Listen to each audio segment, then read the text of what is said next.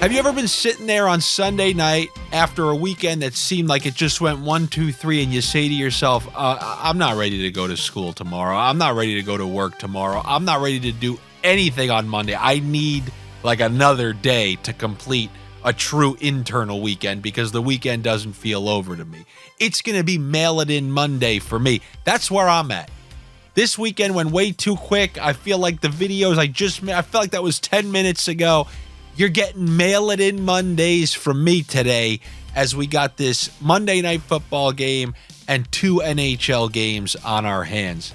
My Chiefs Bucks pick are as chalky as they get. Intro to betting, you never seen a guy make more regular bets.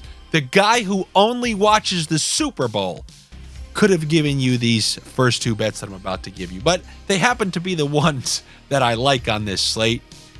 Obviously, the Bucks have a bottom 5 pass defense, and it's not like the Chiefs are lighting anybody up from a passing standpoint. But as you saw against the Saints a couple weeks back, they can still pass the ball. You'd imagine with DeAndre Hopkins being there for another week now, it's just one more option, even if it's just replacing Schuster's production, which was replacing Rice's production, that they have enough to still move the ball through the air. I mean, we see Mahomes passing prop in this game. It's not like it's 210, it's over 250. So they expect them to be able to move the ball through the air. I'm going with your standard 9 to 5, 2,000 calorie bet, 3 meals a day. You get married and have 2 kids. Patrick Mahomes over 1.5 passing touchdowns on a year where he's not throwing passing touchdowns at all. Even that aforementioned Saints game, he wasn't able to throw 2 touchdowns. They got to the 1. They crammed it in with Hunt. I'm going with 2 touchdowns for Patrick Mahomes. And you want to know what else I'm going to go with? Your regular guy. Oh, I saw the Chiefs playing the Super Bowl. I'm going with Travis Kelce. But I am taking the over on Travis Kelce receiving yards. It's been a Kelce ride for us. Earlier this year, he got nothing because Rashee Rice was way better than him in his area of the field, which is predominantly where Rashee Rice operates. Once he was finally removed from the equation, every single week he's been feasting. Now they brought in DeAndre Hopkins, who also runs many of those same short to intermediate routes. But the thing is, the difference between him and Kelce is way more negligible than it is between that prime young Rashee Rice and Kelce.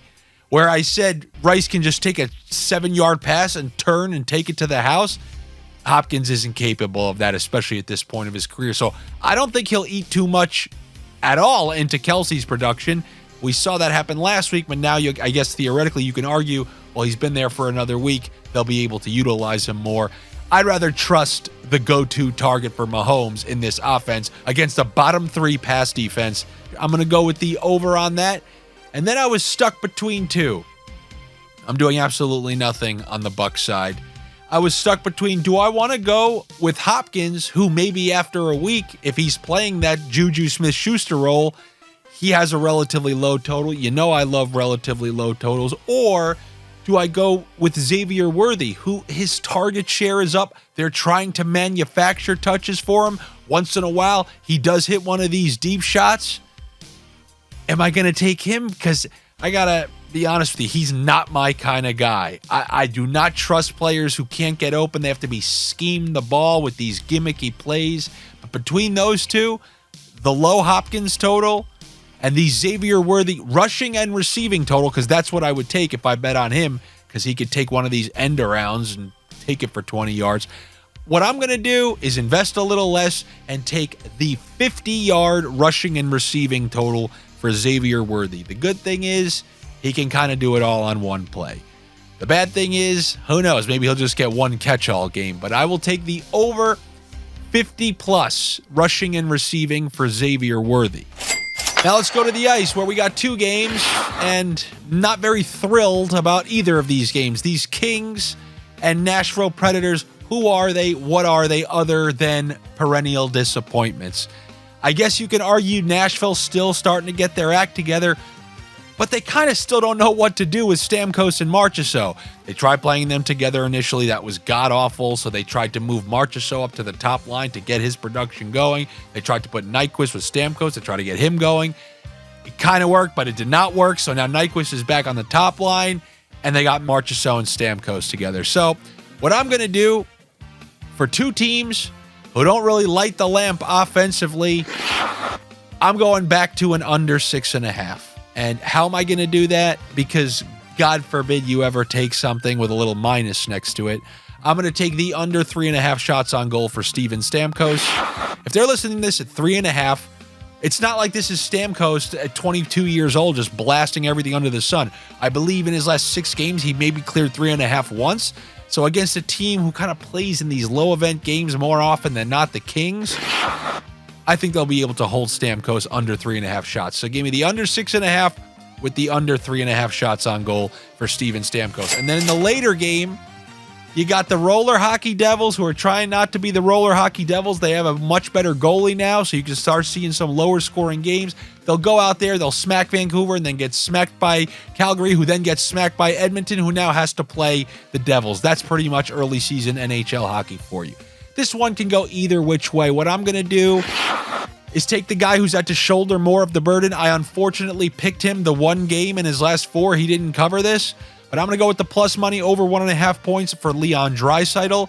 He obviously has to bear the burden of McDavid being out of the lineup, and he's been doing a pretty good job. I think he has 4 points in his last 2 games, maybe 5 points in his last 2 games. So I'm going to go with over 1.5 points for him at home against these New Jersey Devils. We'll see if he can keep that hot streak going. And then his line mate, Victor Arvidsson, I want his over 2.5 shots on goal. And then if you want to do a little semi-same game parlay mixed with the line combinations, give me a point for L.Draisaitl, a point for Victor Arvidsson, and the over 2.5 shots on goal for Victor Arvidsson. That's what I got for you here on a Monday. I got a stiff neck. I need another day off. I mean, this is more than double the energy of some other people that probably exist on YouTube. Anyway, like I said, good luck to you. Best luck to me. Make sure you're subscribed here to the YouTube channel for other videos where I do have more juice. And also, you can always subscribe at the Patreon if you want to support this show, support my content here. That's always very much appreciated. If not, no problem. I will see you tomorrow for Tuesday NHL Sniffs. Take it easy.